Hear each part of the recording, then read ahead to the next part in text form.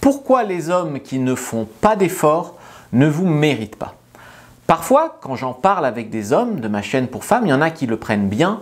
Ils disent « Ouais, mais tu as aussi une chaîne de conseils pour femmes, ça veut dire que tu donnes des conseils pour hommes et des conseils pour femmes et que tu n'arrives à pas te contredire, waouh, c'est génial !» Et puis il y en a d'autres qui disent « Ouais, en gros, tu es un sale traître, tu leur dis des choses comme quoi elles méritent mieux, comme quoi machin. » Et en fait, les mecs, ils disent parfois que je suis trop gentil en fait avec vous, que je donne trop des conseils bienveillants et tout, et que si je continue comme ça vous encourage seulement à devenir prétentieuse et arrogante, et que je vous dis vous méritez le meilleur, et je vous dis qu'il faut filtrer les connards et machin. Et il y a beaucoup de mecs qui le prennent mal, qui le prennent contre eux en fait. Et en fait, c'est quand même une bonne nouvelle. Alors, je suis ni un traître envers les hommes, en fait, je suis neutre, je suis juste un humain.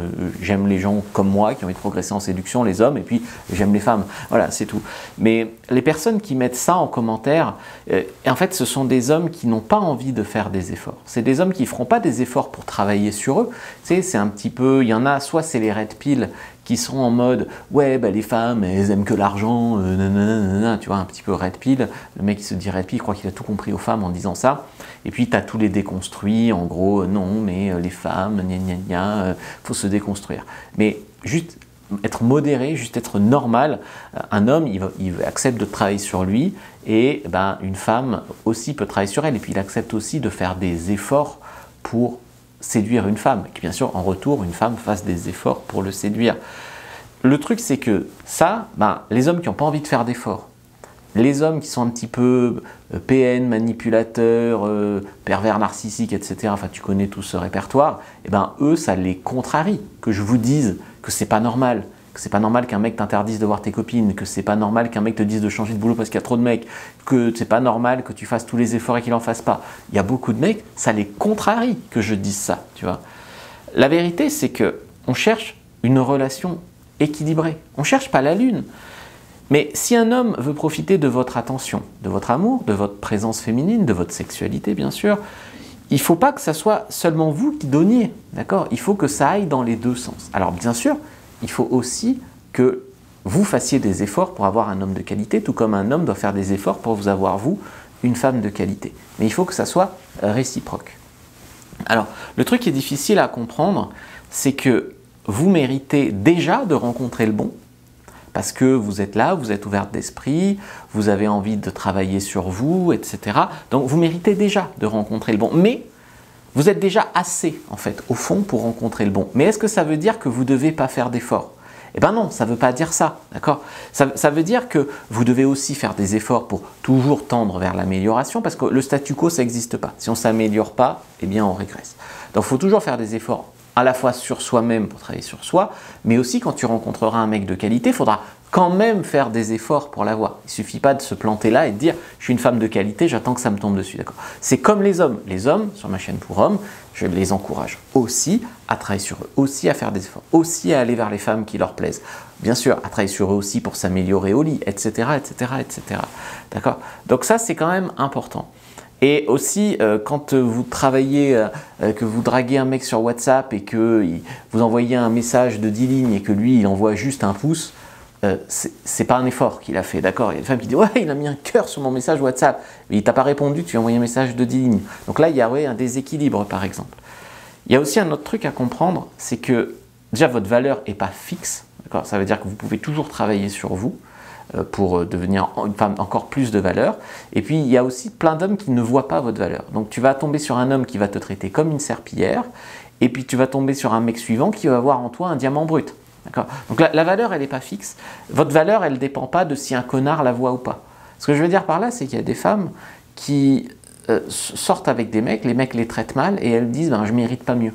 Si, tu mérites mieux. Mais il faut aussi que toi, dans ta tête, tu acceptes que tu mérites mieux pour larguer ce mec, pour laisser rentrer mieux dans ta vie. Vous ne devez pas convaincre un homme ou apprendre à un homme à voir votre valeur, d'accord? Ça ne marche pas comme ça, l'amour. D'accord? On peut faire des efforts, bien sûr, mais de là à ramer à contre-courant pour convaincre un homme, non, ça ne marche pas comme ça. Il y a aussi beaucoup d'hommes, il y a des femmes comme ça aussi, bien sûr, hein, je suis dans l'égalité, mais il y a des hommes, il faut le dire, qui sont cassés, qui sont incapables d'aimer, qui sont un petit peu comme des vampires de l'amour, tu vois, qui se nourrissent de ta bonté, de ce que tu as à donner, etc., qui eux ont été brisés avant aussi par une femme. Je veux dire, c'est pas l'homme est méchant et la femme est gentille, c'est pas aussi simple que ça la vie. Mais il y a des hommes qui arrivent à un stade de leur vie où ils sont un peu cassés, ils sont un peu des vampires, et que toi tu tombes là-dessus, t'as rien demandé, et ils te détruisent. D'accord ? Il y a aussi des femmes comme ça, hein. Il y a des hommes qui se plaignent aussi sur ma chaîne, qui ont fait des tas d'efforts pour des femmes qui leur ont fait du mal. Donc, il y a des hommes qui soient bien ou pas, qui soient mignons ou pas, qui soient charmants ou pas, qui vont vous consumer, en fait, même vous consommer, je dirais, au lieu de vous chérir. Et il y en a d'autres qui vont au contraire prendre soin de vous. C'est pas un absolu, c'est pas je veux plus d'hommes, je ferai plus jamais d'efforts pour un homme, tous les hommes bien sont déjà pris, il n'y a plus aucun mec bien, non, il n'y a pas d'absolu, d'accord ? Il faut aller chercher plus loin que ça.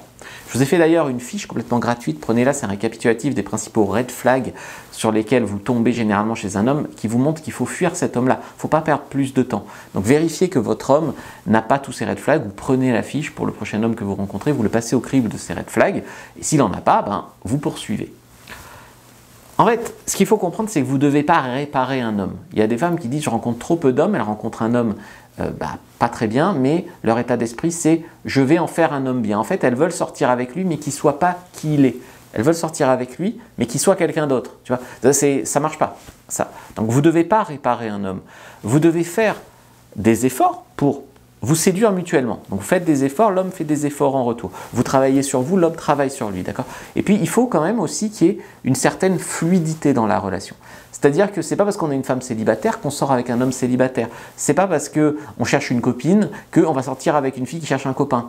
Il y a aussi une notion d'humain, de phéromones, d'inconscient. Il y a plein de choses qui font qu'on est compatible avec certaines personnes et pas avec d'autres. Et même si c'est un mec bien, peut-être qu'il n'est pas pour vous. Peut-être que c'est un mec bien, mais pas pour vous. Et que le prochain mec bien sera pour vous. D'accord ? Mais l'idée ici, ça serait de tomber sur deux personnes qui ont un niveau d'intérêt mutuel à peu près équivalent et qui veulent avancer ensemble dans la vie. Ça part de là. Je ne te demande pas d'avoir un coup de foudre tout de suite, mais je te demande de surtout pas rester 6 mois, 1 an, 2 ans avec un mec qui te prend pour une CO2NE, d'accord ? Voilà. Votre rôle en tant que femme, ça va être de filtrer les mauvais mecs, d'accord ? Alors, il faut que ce soit raisonnable. Si tu filtres tous les mecs en étant hyper prétentieuse, hyper exigeante, hyper machin, ça ne marche pas non plus. Mais il faut quand même filtrer, parce que en tant que femme, c'est toi qui dois filtrer. Parce que des hommes qui vont venir t'aborder, il y en aura toujours. Des hommes qui auront envie de coucher avec toi, il y en aura toujours. Mais je ne te parle même pas si tu es une bombe atomique, je te parle juste si tu es une femme, il y aura toujours. Si tu commences à sortir, à faire des rencontres, ou même à te mettre sur un site de rencontre, des mecs, il y en aura toujours. Donc ton rôle à toi en tant que femme, c'est plutôt de filtrer, de trier. En tout cas, c'est un rôle important que tu as. Alors, je te demande de ne pas surjouer la fille exigeante, d'accord ? Il faut garder les pieds sur terre, il faut quelqu'un qui est un peu aligné avec toi, mais malgré tout, ton rôle, c'est de ne pas laisser rentrer dans ta vie des hommes qui te feront du mal, ou c'était écrit sur leur front dès le début et que tu y allais quand même, d'accord ? Voilà. Vous ne devez pas non plus chercher, en fait, ça c'est une erreur aussi, les femmes qui cherchent à vivre des montagnes russes émotionnelles. Une relation fluide, c'est pas une relation avec des montagnes russes émotionnelles. Le truc, c'est que ces montagnes russes, on en devient accro. C'est-à-dire, il me donne de l'intérêt, et puis il m'en donne plus, et puis à un moment c'est bien, puis à un moment il disparaît, et toi tu es anxieuse, et toi ça te fait mal au ventre. Et en fait, c'est comme quand tu as des notifications sur Instagram et que d'un coup tu n'en as plus. Quand tu en as une, tu es content, tu as des likes, dopamine. Et quand tu n'en as plus, tu souffres. Mais c'est pas ça de l'amour, d'accord ? Et ça a un effet accro, comme la cigarette, comme le sucre, comme tout ça. Et il ne faut pas tomber là-dedans, d'accord ? Moi, je te conseillerais, même si ça rend accro, ça, c'est pas sain, d'accord ? Les montagnes russes émotionnelles. C'est pas de l'amour, c'est de la torture. Donc, c'est signe que généralement, c'est pas le bon. Sauf que très souvent, vous tombez dans ce panneau-là. Déjà parce que quand il y a un signe d'intérêt de sa part, ça vous envoie un jet de dopamine, donc vous y devenez accro. Et ensuite, parce que vous êtes là en mode, ce mec n'est pas sûr de vouloir de moi, donc c'est sûrement qu'il est mieux que moi, donc je dois le convaincre pour être à son niveau. Tu vois, le schéma mental, en gros, quand un mec veut pas de toi, quelque part, tu veux le convaincre qu'il doit sortir avec toi. Et tu fais dépendre ta valeur de s'il veut être avec toi. Mais c'est faux. Ça, c'est faux. Donc, c'est un piège. Le bon dans votre vie, en fait, il vous fait sentir bien. Il ne vous fait pas sentir anxieuse, qui souffre, etc. Je vais quand même vous donner une note très positive. Il faut positiver dans la vie parce que chaque mec avec qui ça n'a pas marché vous rapproche du bon. En vente, on dit que chaque non nous rapproche d'un oui. C'est statistique. Si par exemple, tu sais que tu vends un aspirateur sur 10 clients, chaque client qui te dit non te rapproche de celui qui te dira oui. Ben là, c'est pareil. Chaque mec qui n'est pas pour toi, chaque mec qui n'est pas le bon, en fait, à court terme, c'est une galère. Tu souffres, tu es déçu. Mais à long terme, c'est une bonne nouvelle parce que ça veut dire que tu avances, que tu agis et le prochain sera sûrement le bon.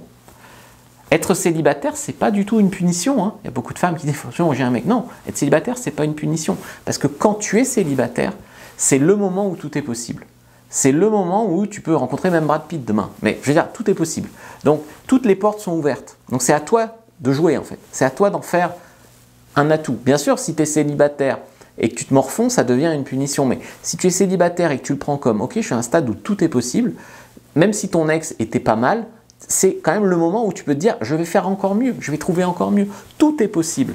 Et c'est aussi le moment où il n'y a personne pour vous casser les pieds, que vous pouvez expérimenter des choses, que vous pouvez travailler sur vous à fond, que vous pouvez vous découvrir sexuellement, voilà, que vous pouvez faire beaucoup de choses. La première personne que vous devez aimer, ce n'est pas un mec, c'est vous-même. La deuxième personne que vous devez aimer, c'est moi. Non, je rigole. Mettez quand même un like sous la vidéo. Donc, en fait, l'idée, c'est apprenez à travailler aussi sur vous pour créer des opportunités de rencontre, mais surtout attirer. Attirer plus que courir après des mecs. Et ensuite, filtrer. Filtrer le bon. Au lieu de courir après le mauvais, essayer de le changer, de le convaincre, etc. Et là, l'idée aussi, c'est de ne pas perdre votre temps ni votre estime de vous. C'est deux ressources précieuses. Le temps, ça voudrait dire rester deux ans à espérer qu'un mec s'engage pas et vous balade depuis le début. Perdez énormément de temps. Ou votre estime de vous. C'est-à-dire rester longtemps avec un mec qui vous traite mal. Et vous en arrivez à dire, mais est-ce que je mérite vraiment qu'on me traite mieux que ça? Et c'est vous-même qui baissez votre estime de vous. Donc il faut faire hyper attention à ça. Donc prenez votre fille sur le red flag, je vous laisse avec une autre vidéo à regarder. Regardez-la pour aller plus loin.